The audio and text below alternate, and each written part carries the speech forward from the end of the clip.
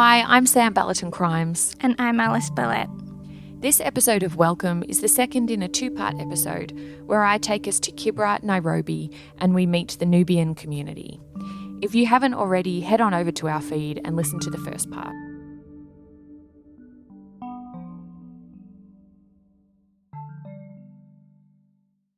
We left Mzee Yusuf telling us how overcrowded Kibra has become compared to colonial times, when the Nubian community enjoyed a higher standard of living and military privileges. I also spoke with some other wazee, or old men, some a decade or so older than Mzee Yusuf. And just as a recap, Mzee is Swahili for old man. It's a signal of respect. Some of these men remember a bit more of the colonial period. My names are Soleh Abdul Qadir. I am born and bred in Lindi. I am 82 years of age. Lindi is one of the neighbourhoods of Kibra. I am Ahmed Adam. I was born in Langata, Kibra. I am 74 years of age. The Nubians are not only in Kibra, they are scattered in different places. For example, Eldamarvin, they are in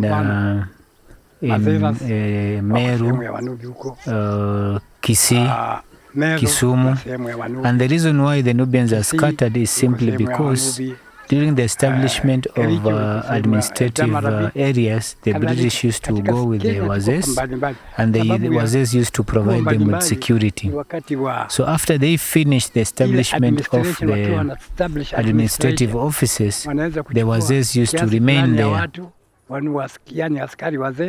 Nubians are spread across the country because most of the security they provided was guarding the railway line as it was being built. Up country, as they say in Kenya, these small Nubian settlements remain along that railway. The British trusted the Nubian soldiers because they were loyal, and so they started to get other jobs as well. They really respected our great-grandfathers. They trusted them. They worked with them. In fact, most of the government jobs used to be given to the Nubians. The Nubians used to be employed by the British in the ministries. So they were doing all government work. Though Nubians can be found across the country, it's Kibra that is the heart of the Nubian community in Kenya. Kibra, the forest that was originally part of Maasai territory, around which Nairobi grew. I am talking with Mzee Adam and Mzee Swale at a place in Kibra the Nubians call Shilanga, but others call simply Nairobi Dam. Shilanga is the name of the Nubian village that used to be around the dam. It's a hot morning in December, and we squeeze into my friend's car to drive the kilometre or so from Makina to Shilanga. It takes about 10 minutes. The road is paved but really potholed, and we have to stop to say hello to everyone the Wazee know, which is basically everyone.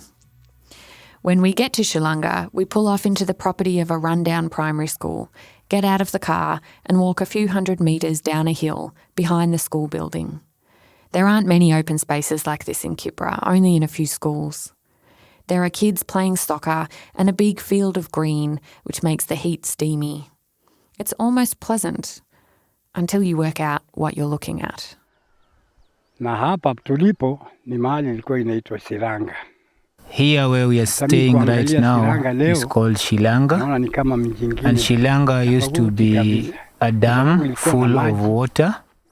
It used to be a recreational area for the Nubians during the colonial period and in the decade or two after, before Kibra became too congested.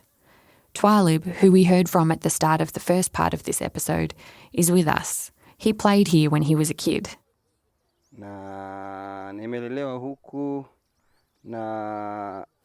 This place reminds me of my youthful memories because we used to come here to learn fishing. In fact, it has made me to become a fisherman. I remember, especially during the weekends, people used to come here to relax, to have a nice time, and to enjoy.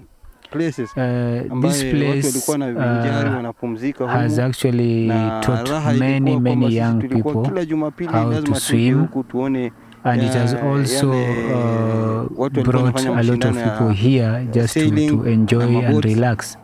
When the Nubians remember the colonial period in this idyllic way, especially compared to what Kibra is like now, it starts to make a bit more sense why independence heralded a more difficult life for the community. Mzee Swaleh, like Mzee Yusuf, remembers independence. Carnival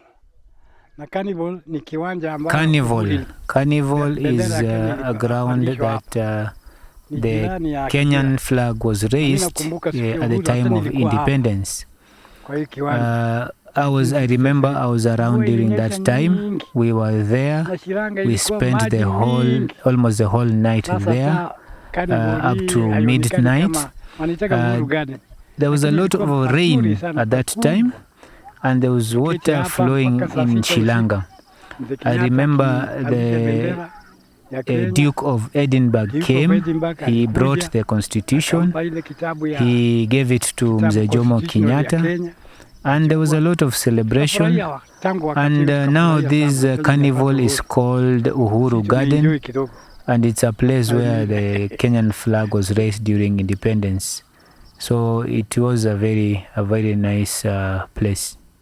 A new Kenya was born that day, but it was born of a struggle the Nubian community was conflicted about. While Mzee Yusuf was clear about his allegiance to the Africans, other Nubians, though loyal to Kenya, have more reservations about what independence has brought.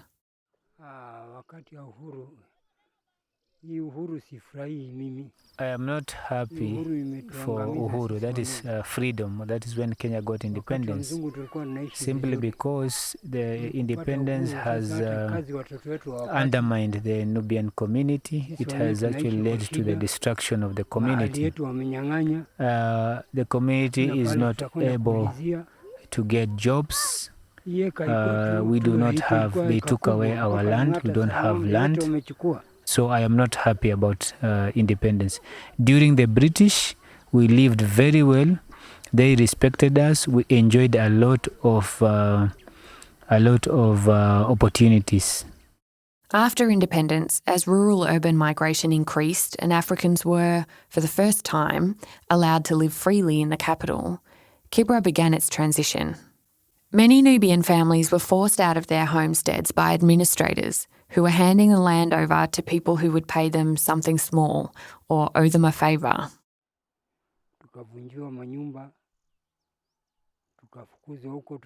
Yeah. So unfortunately, in 1979, after the death of the first president, Jomo Kenyatta, during the second president's time, that is Moi, in 1979, we were forcefully evicted from Langata. Our houses were brought down, and we stayed or lived outside for 1 year.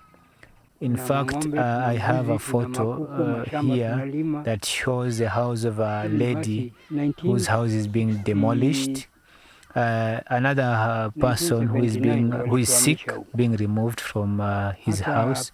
We also lived very differently because we used to rear chicken, cattle, and we had many domestic animals. So it was very different. But unfortunately, we were evicted, and we had to be accommodated by our brothers and sisters in the other areas. Nairobi Dam, known to the Nubians as Shilanga, is one of the most striking examples of what has happened to Kibra. Remember Mzee Swaleh, Mzee Adam and Twalib talking about fishing and swimming in the dam? It has been filled with rubbish to the point you can walk on it. All that green I said was almost pleasant? It's hyacinth, a sign of severe pollution that is so bad it's turned the water into land. It has a pitch. You can see children playing soccer. Outside another mosque, alongside the Kenya-Uganda railway line that runs through Kibra, I talked with Mzee Ali. He was dressed, as he normally is, in a kanzu, the long, usually white gowns worn by Muslim men, and a woolen vest. Darajani, where we meet, is kind of like an intersection. A little bridge crosses over the railway line on a road that has been paved only in the past few years.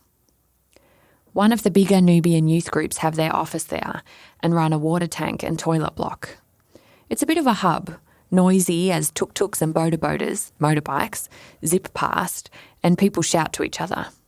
Everyone knows each other here. Some young guys offer us some plastic chairs to take with us to a relatively quiet corner behind a little kiosk so Mzee Ali can sit down while we talk. He's a respected elder, so they don't charge us for the rental. My name is Ali Yusuf. I was born in 1934. And this place that we are in right now is Kibra, is part of Kibra. It is called Kambi Te. And this is part of the place that the British gave to the Nubians. Mzee Ali has seen it all. Like the others, he remembers the golden age of living in colonial Kibra, and he remembers his father's generation soldiering for the British. He also remembers being abandoned. The Nubians worked for the British for a very, very long time. But unfortunately, the British never compensated the Nubians. The railway line, when it was being built, it was the Nubian Askaris who were giving security to the Asians. Askari means soldier, and by Asians, Mzee Ali means the slave labourers the British brought from India, one of their other colonies, to build the railway.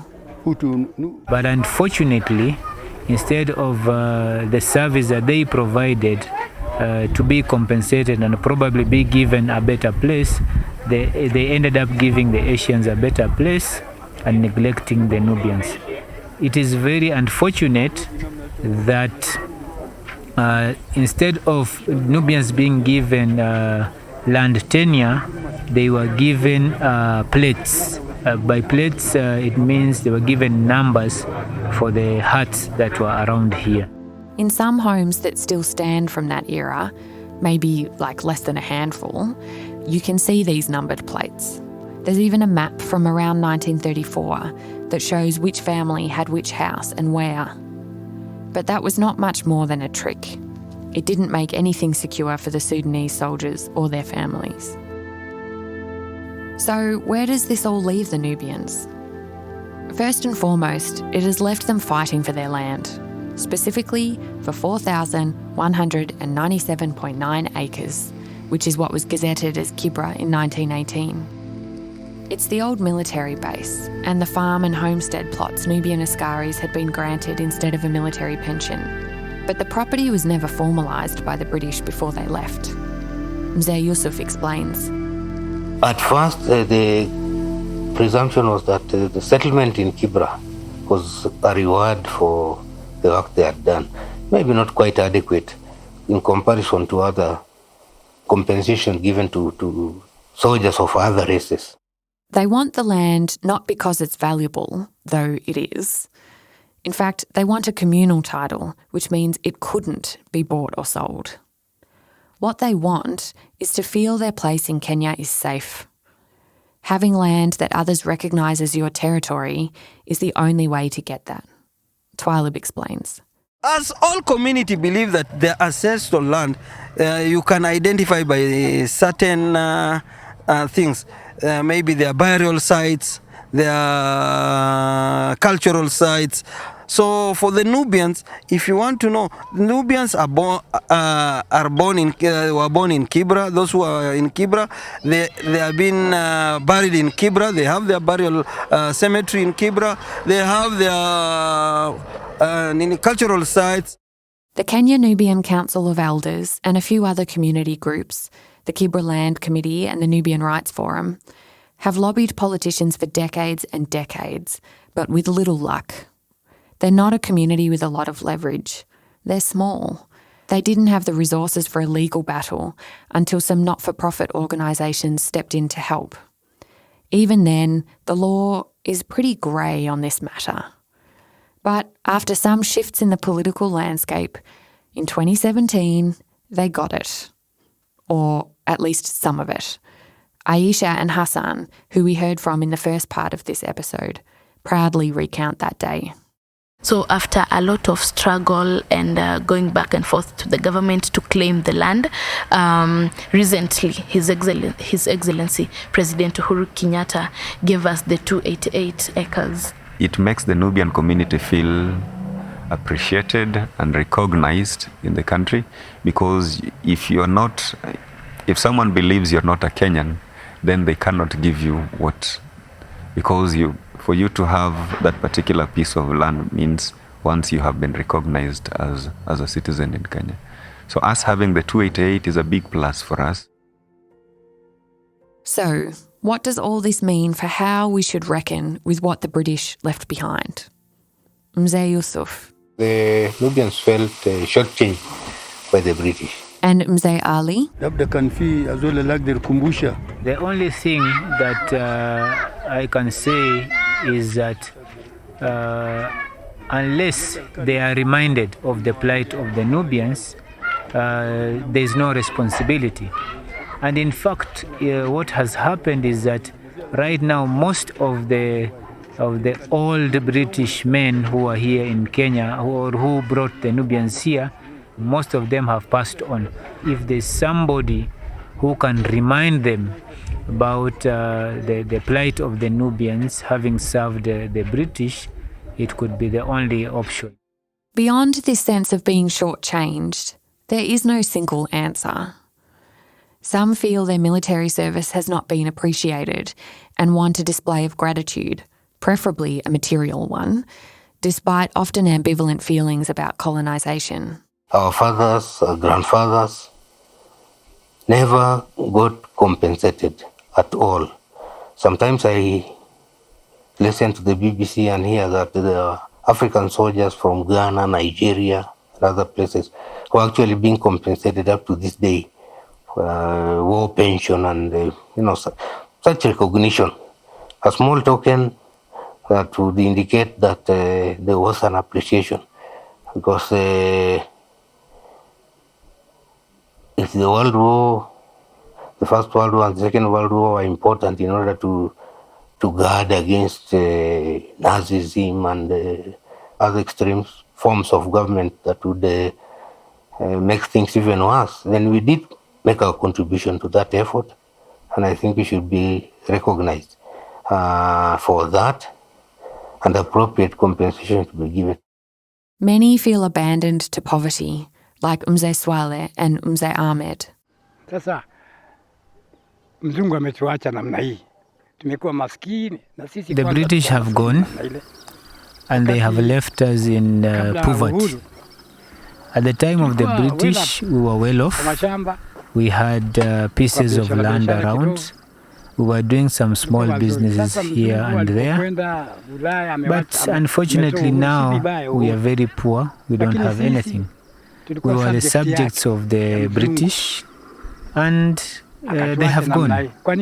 So they have just left us like that.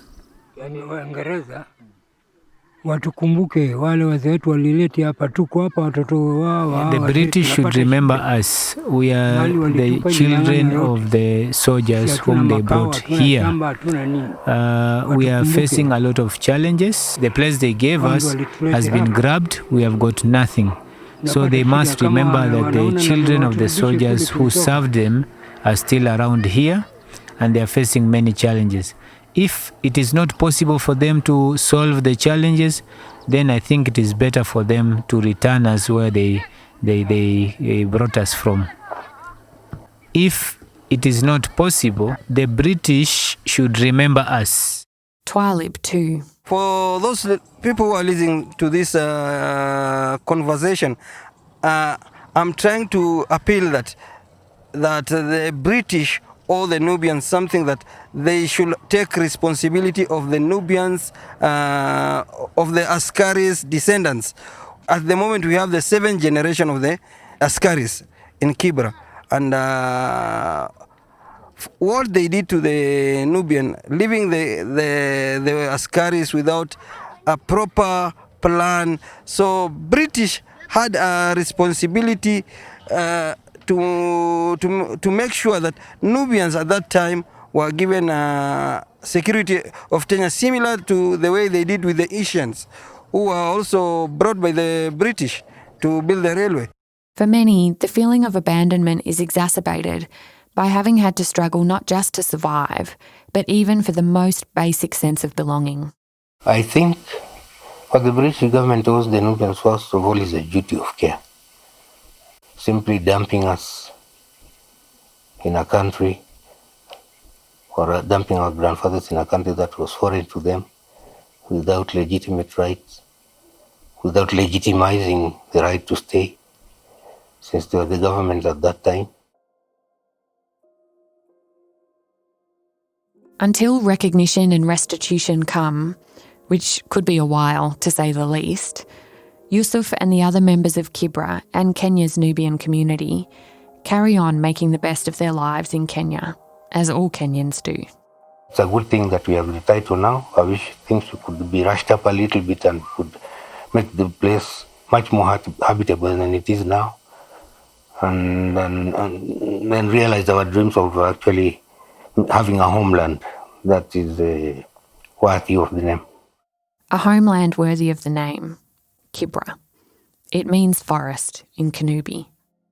And we are hopeful that when that is done, and proper planning for housing and settlement is made, we will be able to rehabilitate the rivulets and the streams that flowed through Kibra. We'll be able to make the area green again.